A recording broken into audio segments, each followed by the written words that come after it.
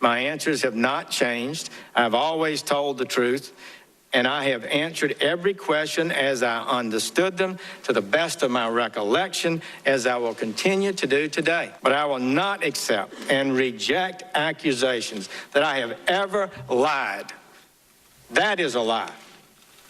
Let me be clear. I have at all times conducted myself honorably and in a manner consistent with the high standards and responsibilities of the Office of Attorney General, which I revere. I spent 15 years in that department. I love that department. I honor that department and will do my dead level best to be worthy of your Attorney General.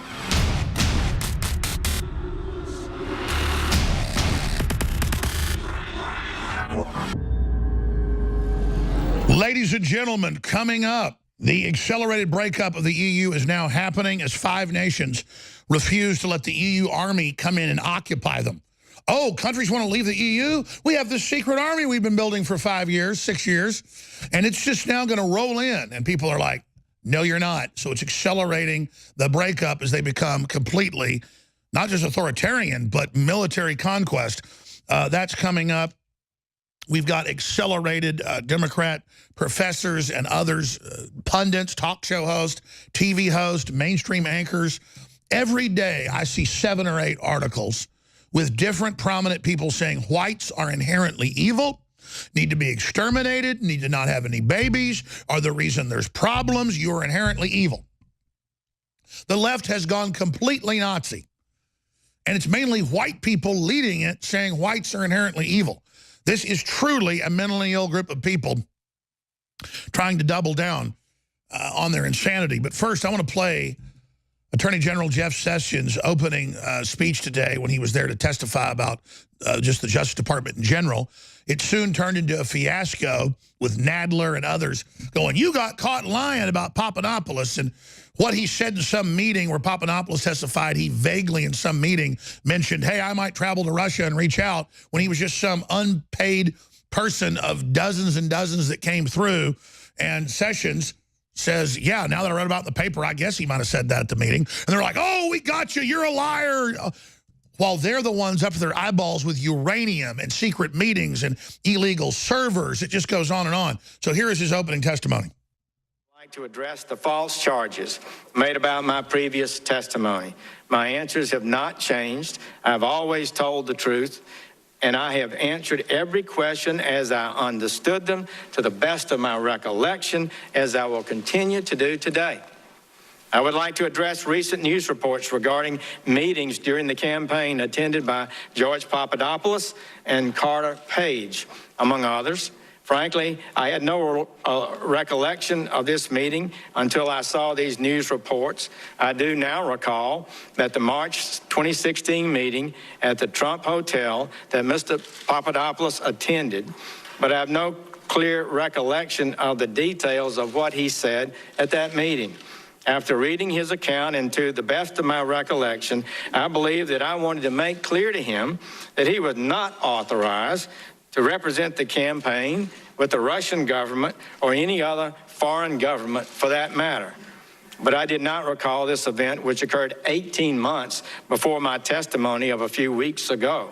And I would gladly have reported it had I remembered it, because I pushed back against his suggestion that I thought may have been improper.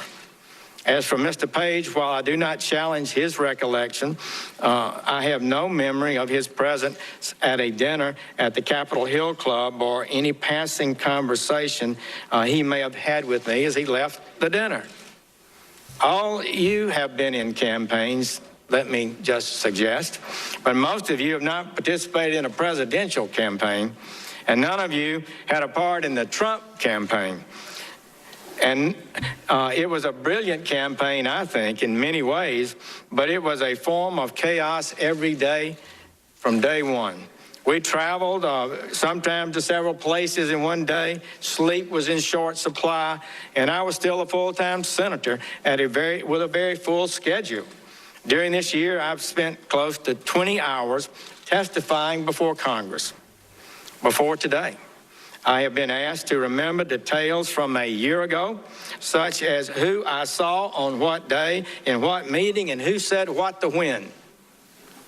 In all of my testimony, I can only do my best to answer your questions as I understand them and to the best of my memory. But I will not accept and reject accusations that I have ever lied. That is a lie. Let me be clear. I have at all times conducted myself honorably and in a manner consistent with the high standards and responsibilities of the Office of Attorney General, which I revere.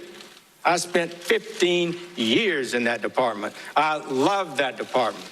I honor that department and will do my dead level best to be worthy of your Attorney General.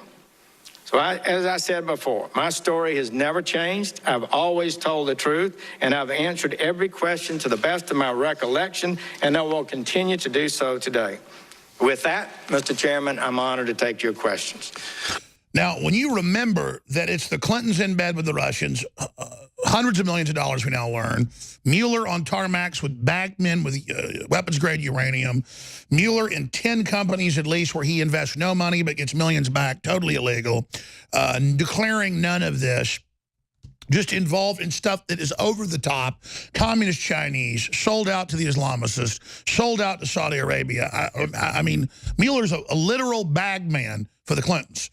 Killed investigations the FBI had into Uranium One, allowed it to go forward with Congress. This was all in the news years ago. And then they got Sessions going, well, we caught you when you were senator last year. You met with the Russian ambassador twice. He said, yeah, I said that. That's what you do when you're on a head of a committee.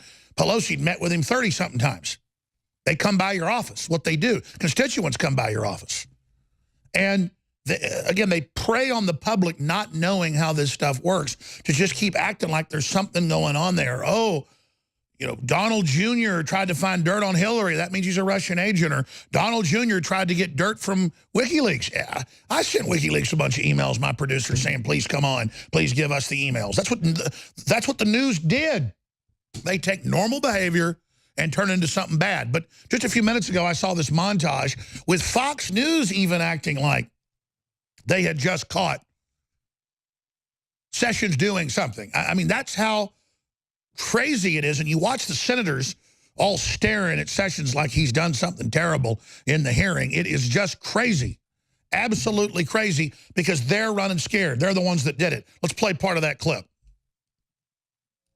On Trump's campaign's possible contacts with Russia. In the past, Sessions denied he knew anything about contact with Russia.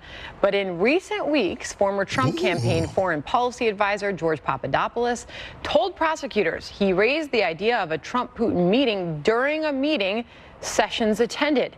And another foreign policy aide, Carter Page, told House investigators he had mentioned to Sessions he was taking a trip to Moscow.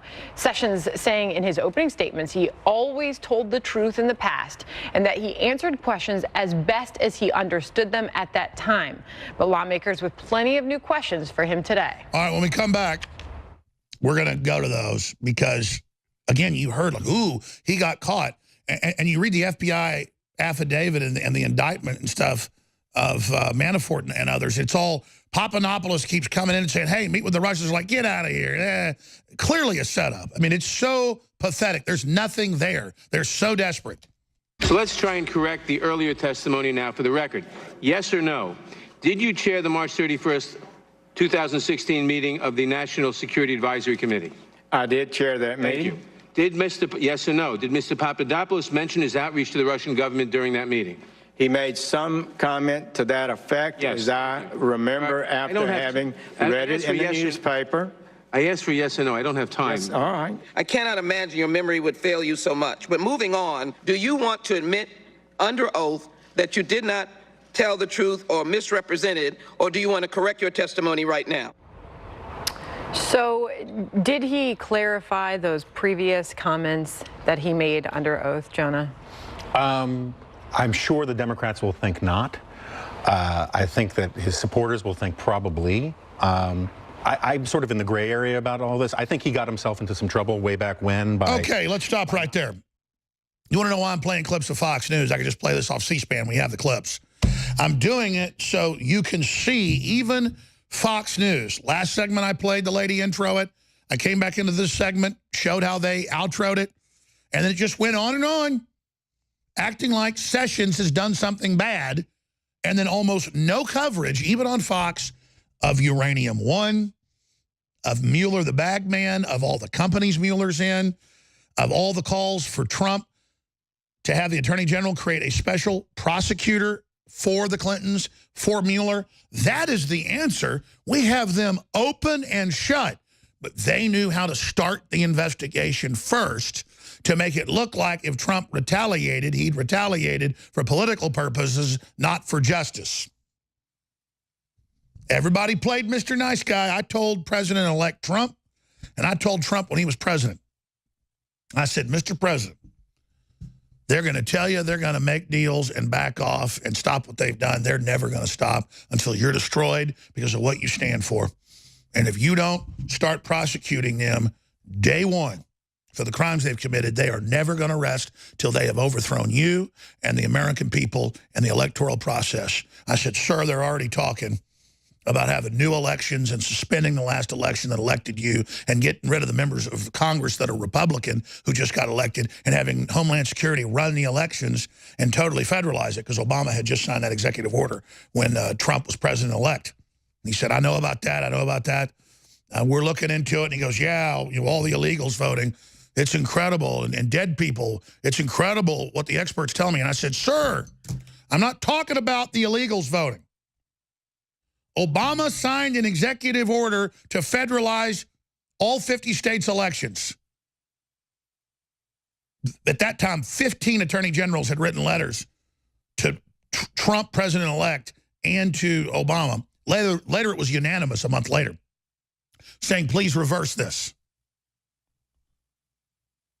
All 50 attorney generals have said this is the end of the federalist system and a total federal takeover of the elections like Venezuela. And I was the first to raise the alarm just because I'm not stupid. I saw the executive order. We just put it on screen.